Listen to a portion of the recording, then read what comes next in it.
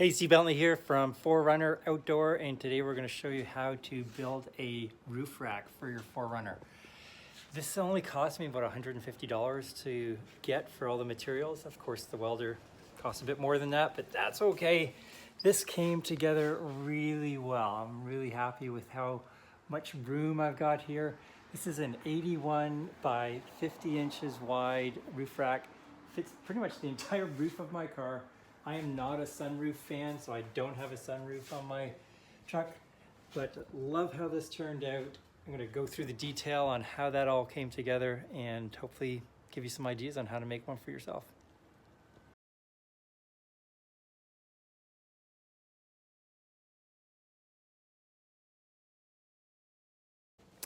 Good morning, Steve Bentley here and 4Runner Outdoors, and I am going to be rebuilding the roof rack, or making a new roof rack for the 4Runner. And been meaning to do this for a little while. Got started on some other things like front bumper, making that. That's coming along good. Got some wood here and cutting all the parts out. Then I realized I actually need the roof rack before I'm going to need that clearance bumper. And I'm not going to have the lift kit and better suspension coming for a few more months because Dobinson's is delayed, so which is fine. We're not going anywhere really hardcore until next maybe March break, so hopefully we'll have it by then. Anyways, looking at the existing roof rack on the sport model here that we've got, a bunch of things, like it's light for sure, does the trick. I put some bike mounts on there, but they're at a bit of an angle, so when the bikes are on there, they're kind of splayed out to the side, which sucks. And other than that, can't really use this roof rack for a whole lot, so decided to reconfigure it and make a new one. Went to the steel yard near where I live just west of Houston, and picked up all the steel. Actually, as you can see, I was kind of busy yesterday. Got some expanded metal, which I wasn't going to do, but then I thought, yeah, no, I want something that I can just throw stuff on the roof rack and not have. Okay, so this is what it's going to look like. It's going to be about 4 inches in height. I got a 2-inch spacer. This is 1 inch square tubing, 1/16 of an inch in diameter, so 16 gauge. And you can see just the 2-inch spacers in there. So I just put those in for just sizing. I'm gonna have to square those up because you can see they're not perfectly cut. But I'll get those all dialed in, and that's going to be the profile like that, kind of a low profile, which is kind of what I wanted. I put a 3-inch spacer in there, took a look at that, sat over in that chair for a while and looked at it and went back to the 2-inch and back to the 3-inch and realized, you know what, I think the 3-inch is going to be too high. And the other thing is I'm going to get a 3-inch lift going in on the 4Runner over the winter time, and the height between the floor and the garage door opening is 81 inches, and the car's already at 71 or 69, so we're going to take that up to like 72. So I'm going to be running out of room pretty quickly, and I do not want to have to park out in the driveway because I put a roof rack on my car. So I'm going to keep it at 4 inches overall, and it's going to have to come up a little bit anyways in order to deal with the bow in the roof of the car, because there's obviously a little crown that I'm going to have to account for. So one of the first things I'm going to do this morning is pop that rack off that's there and put the bottom part of this up anyway, at least, and then get a feel for how high do I need to make the brackets to allow the cross members to clear the center crown of the roof. You know, I was thinking of 1 inch because I was thinking these 48-inch cross members would flex a lot more than they seem to be flexing. So I think what I'm going to do is bring that down maybe to 3/4 of an inch or even 1/2 inch, because it looks like they're going to flex about 1/4 of an inch. I still want to be a little bit above, so maybe 3/4 of an inch above the center, and that will bring me somewhere around 1 inch and 3/4, I think, in height at the brackets, and then I have to have the brackets come up. So some of the things I'm going to be doing, as you can see, I sort of did a little bit of a cut angle here. I actually put a 22-degree cut into the metal here, and then cut that out with my angle grinder, so I don't have a chop saw, and then just put the whole tubing flat on the floor, and then just bent it into place, and then made sure it was 90 degrees trimmed it off a little bit with my flap disc and then just kept bending it until it fit perfectly to 90 and then clamped it all into place. That's what this 3/16 instrument, that's the stuff we used for the rock sliders, really beefy. And then clamped it to that to make sure it was straight. And then, because I didn't want to bring a 24-foot section of steel tubing back, I had them cut it in half. And as you can see, I just joined it in the middle here. So I just joined it at the front and the back, 25 inches across the front there to that corner, did a 90-degree bend, came down here, was that 79 inches, I think, for the base. And because the front fits a little farther back, because I want to have the angle for the wind fairing, I think it was 76 inches for the top before I created this first bend, and then just bent it across to the there, measured another 25, or actually a little less, inches to the center there, and then just put it all into place. Took a tape measure before I tacked it all into place, and measured from this is back from my furniture making days, measured from this corner here up to the far corner, and made sure that that distance was exactly the same as the measurement from that same point on that corner over to that corner. And if you do that and the numbers are point on, like I think it was 91 1/4 inches or something like that, if it's the same on both measurements, then you know you're square, which is perfect. And then it's just a matter of clamping it to this at the front and the back, and then tacking it into place, remeasuring it. I learned my lesson on that before, and then doing the finish welding. So yeah, pretty happy with how it all turned out and coming along. So now, some of the things that I wanted to have this rack for is obviously to be able to put stuff up there, which is why I've got this expanded metal. That was probably the most expensive single thing that I bought. It was like $40 for that. This tubing here is like 15 bucks for 24-foot length. It's really not very expensive at all.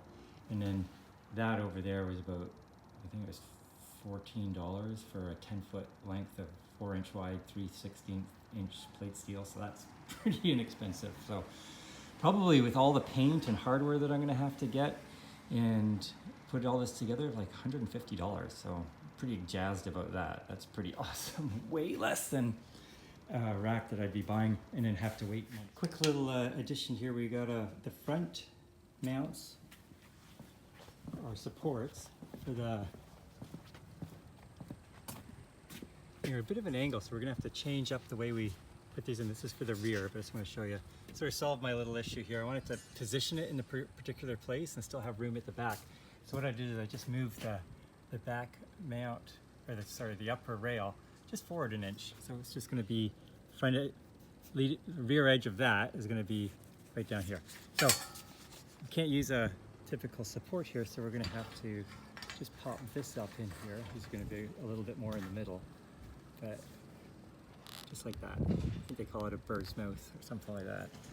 And just guesstimated on the angles, drew them in. I'm going to use this one as a template for the other one. So we're going to put one here and one a little bit farther over on the other side. Do the same for the front. And then I can tack those into place. And yeah, we're coming along pretty good now. Did all the fitting up on the roof of the car. Cut out all the spacers, the front and the back for those little bird's mouth spacers. And now we're just going to cut out the expanded metal here. Fitting pretty good for the most part, so we're just going to have to cut it out along the back edge here.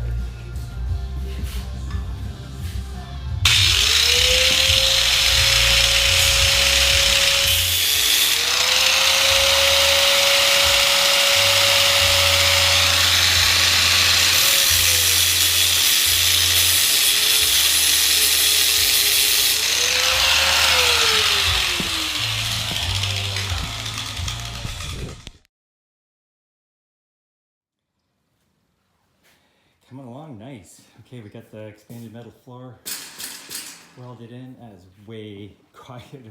It's not rattling like it was before. And about to weld in the top rail. Got everything clamped into place. These sections here are already pretty sturdy, but I wanted to make sure that obviously lined up and square as much as I can get them to be, and clamps come in real handy to hold everything in place and make sure it's all dialed in. And once I get this all top rail welded in, I'm going to work on some mounts for the fairing on the front, these little 4 posts here. I'm going to put some little 16 gauge sheet metal wings on them, weld that in to attach the plexiglass fairing that's coming. Use some rubber washers, and we'll go over the details on how to cut that properly later. I've got a lot of friends who dealt in plastics, etc., so I've got some great tips from them. And we'll weld this in and then work on the side mounts for different things. So on the driver's side here, probably going to have the mounts for, until I get the rear swing out bumper on the 4Runner, it's going to be the high lift jack over there, and mount that up inside here because we're going to be doing some off-roading and might need it before we get the rear bumper all done. And then also put some mounts on the side here to attach a 6-inch tubing that I'm going to make into a water shower. Going away on March break with the girls and Michelle, so I want to make sure we've got some ability to have a shower. We're going to be gone for a week at Big Bend National Park. And then on the passenger side, I'm going to put a big awning down here. Got some great planes for that, so just need somewhere to attach it. So what I think I'm going to do is maybe change as I'm going along, but have a mount that's going to weld in here and maybe go down a little bit longer, maybe down to here, because I've got the clearance on the side of the rack above the roof of the car. So that's what we're going to do. And yeah, let's get at it.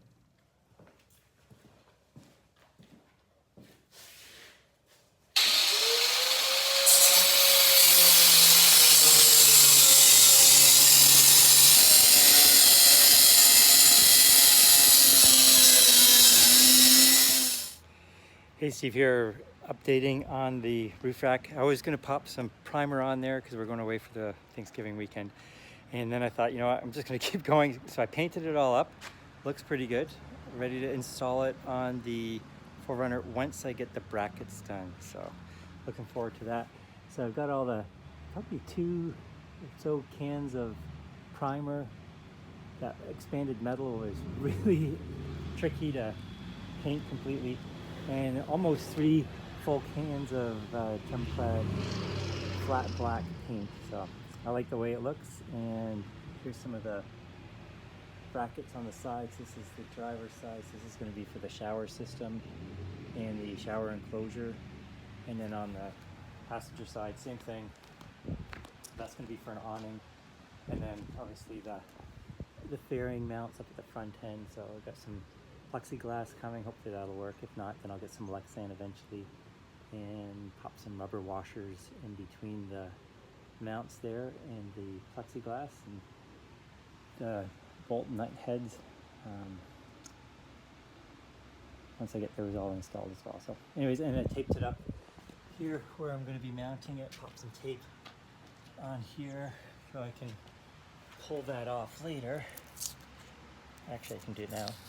So when I'm going to weld the mounts on, got some clean metal. So, and then I'll touch that up later with some primer and paint. Okay, so now we're at the stage where we're actually drilling the mounting holes for the front brackets.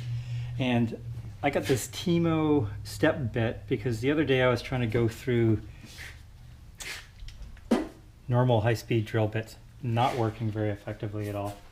And burned through a couple bits, went online, found a comparison between a bunch of different drill bits. This was only $30, I think. You could probably get one that was still in the pretty good range, a Hercules from Harbor Freight.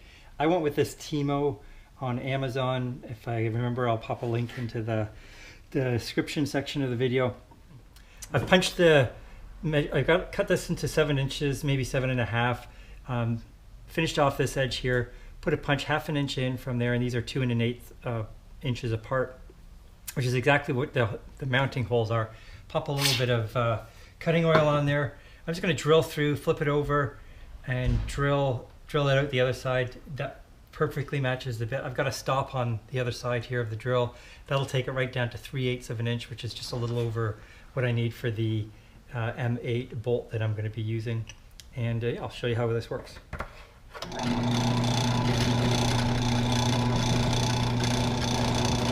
I usually go a little slower initially just to let it get going, and once it starts stepping in, it goes fast.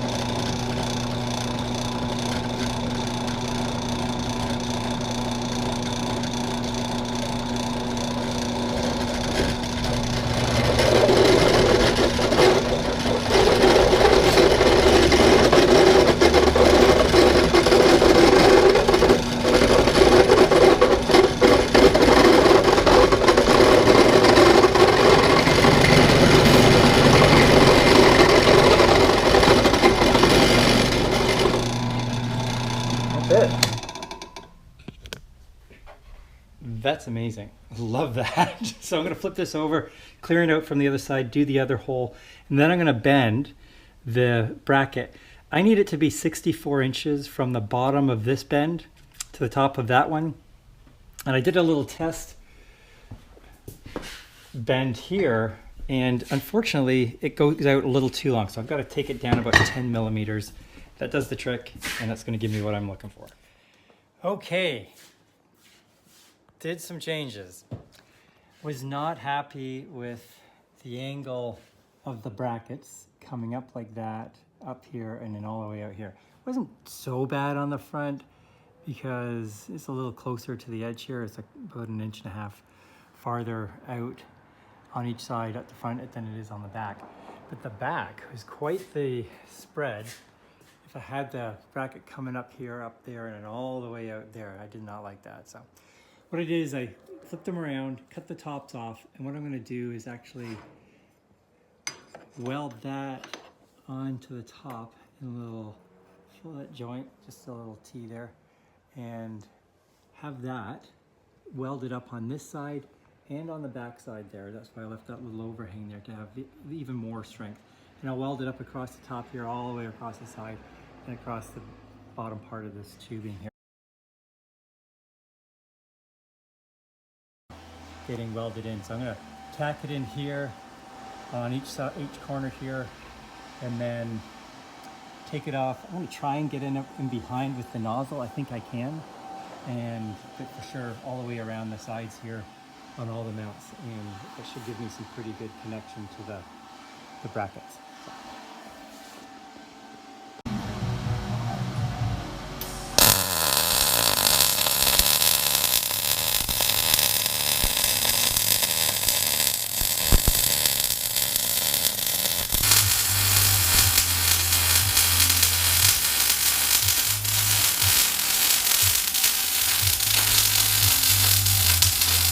Okay, and now this section here was so laborious. It was back and forth, brackets in, brackets off, move the mount around a little bit more, making sure I've got all the angles properly dialed in so that the brackets fit just perfectly. It was measuring the rack, making sure it was the right height above the roof on all corners, and it was out the right amount, so it was just perfectly centered on the roof because I wanted to make sure it was completely dialed in before I started actually welding the brackets to the actual roof rack. Because once I've done that, there was going to be no way that I was going to be able to get that back off the roof rack without really breaking into the tubing and really wrecking it. So it took a lot of time to do this section here. So if you're doing this, just make sure you do a really good job of making sure everything's perfectly centered and is exactly where you want it to end up, because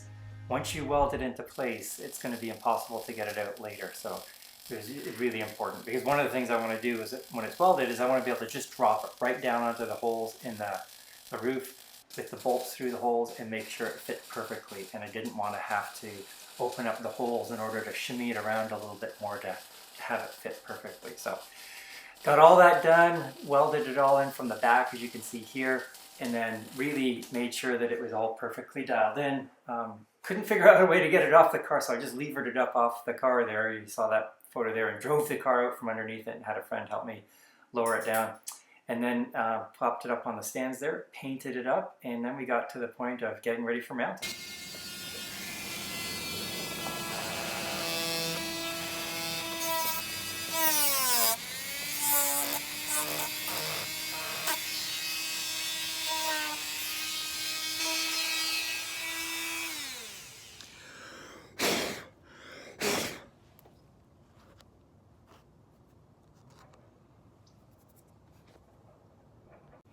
Okay, here is the final cleaned up version, and this is how I'm thinking this is gonna look. Got the bolt's gonna go down through the roof rack mount. That's gonna go onto there. It's actually gonna seal onto the top of the roof rack, so that'll be good. Not that I'm not concerned about water getting in from the top. It's really this bottom part that I'm mainly concerned about. That's gonna go down onto there. That was my initial thought. A little rubber gasket just to protect the metal from connecting each other, just a little bit more protection. And then what I'm thinking here is I could probably even get probably 3 or 4 of these little washers in here, pushed up against the bottom part of this plate. And they'll just scroll down through there. Let's just try that.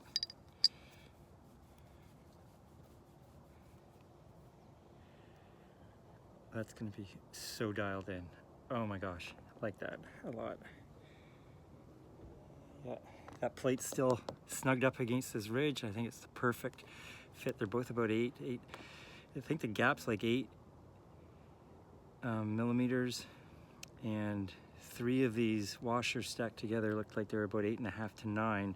But then I'm gonna compress them down. That's gonna create such a phenomenal seal in there. So I'm gonna do that with all the bolts.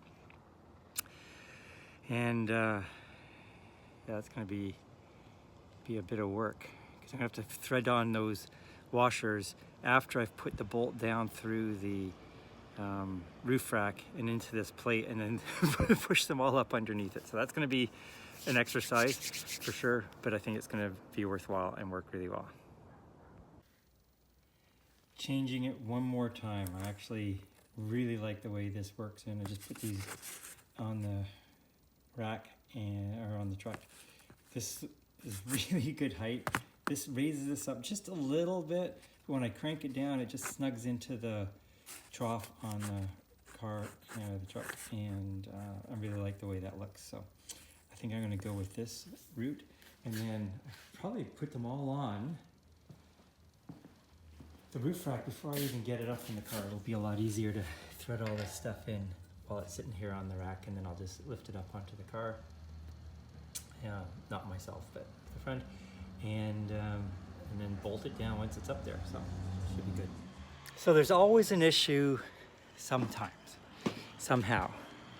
I'm screwing this last mount in. Everything else is installed, looking good, nice and strong and sturdy, and the bolts are just spinning around. And I'm like, oh, I wonder if the receiver nut or whatever it is in there is falling, because I heard this clang.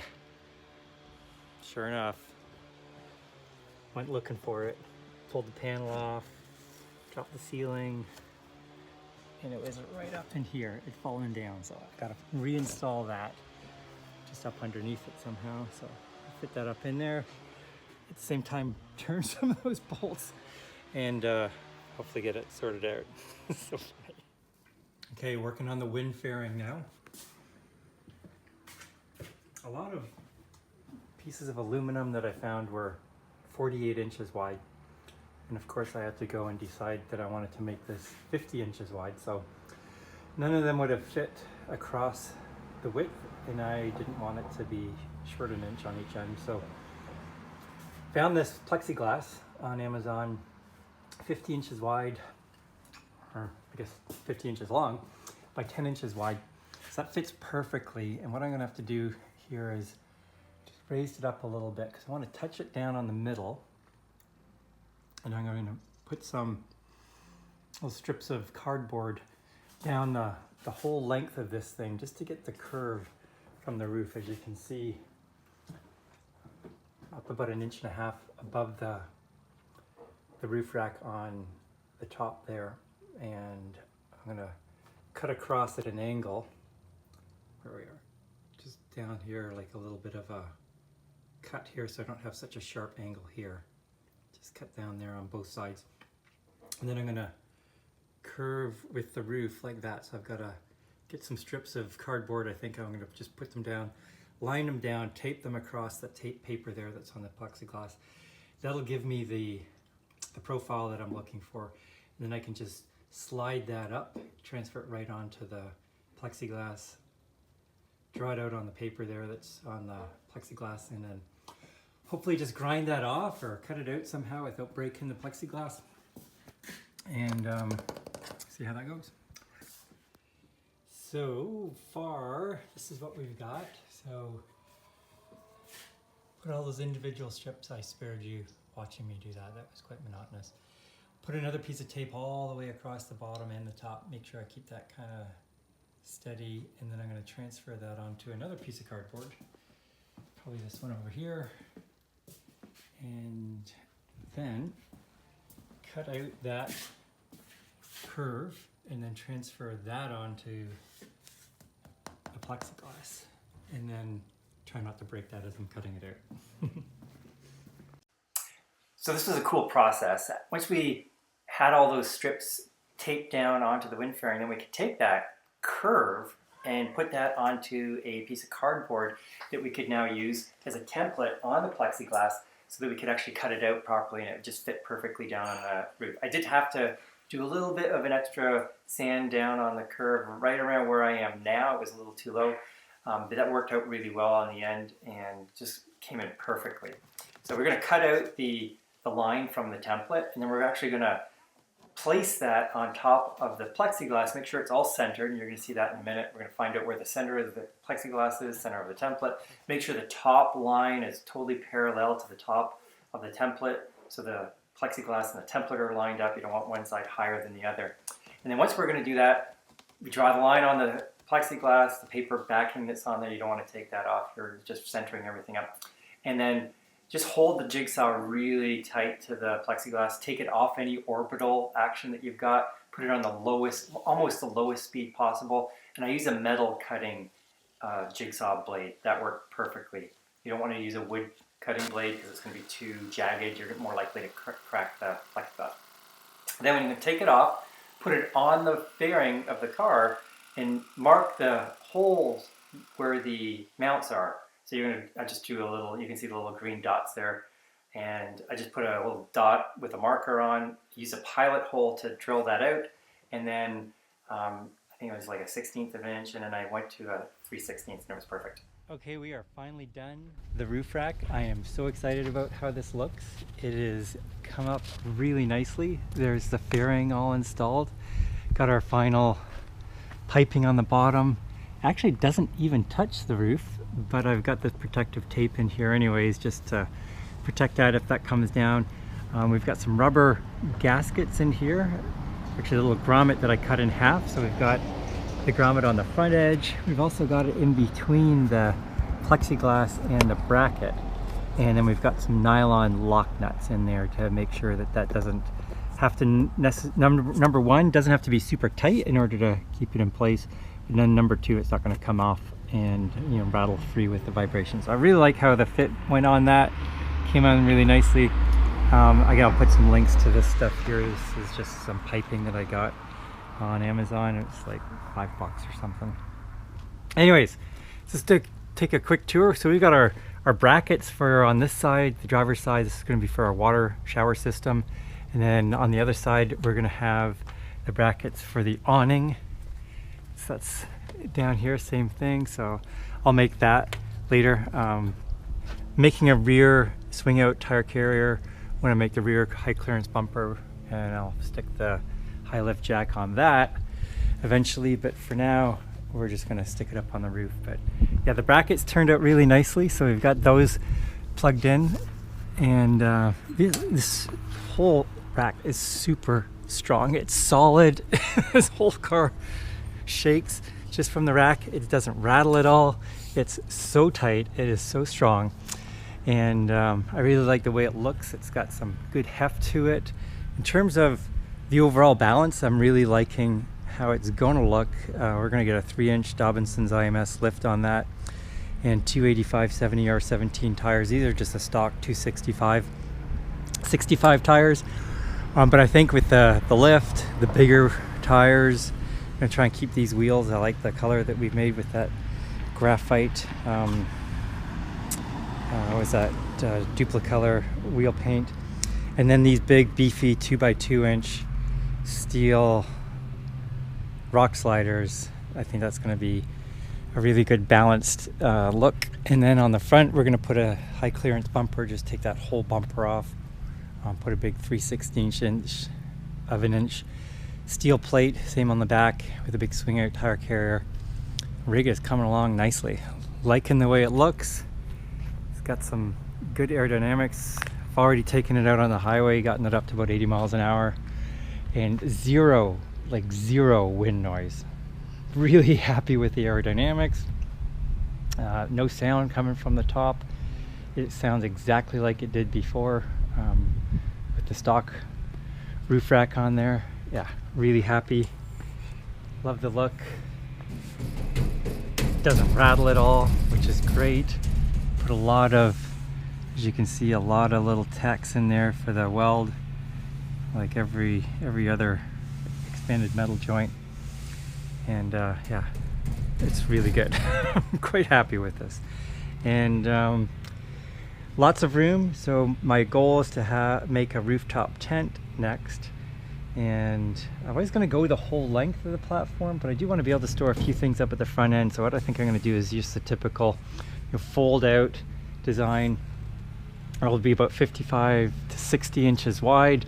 So take it right from the very back of the roof rack up to about here, probably, because it's 80 or so inches long, this roof rack. So, you know, a little less than 2 feet from the front. And that'll be one piece of plywood they'll have cut out, and then the fold out section will be another piece, and then just have a big awning or annex, I guess, underneath the rooftop tent coming off this back edge here with the standard ladder entry from the side. Yeah, lots of great projects. I love making stuff, and I think this turned out really well. Super happy with it, and pretty excited to get going on with the next project and put this into good use. Have a great day. Thanks for watching. If you want to catch some more videos, hey, subscribe. It would be great to be able to provide more information to you. If you have any questions or comments, hey, I'm just new at metalworking. I used to build furniture in the past. So if you've got comments, things I could do better, hey, throw them down there. Always happy to learn, and always happy to help people make the process a little easier. Have a great day. Bye.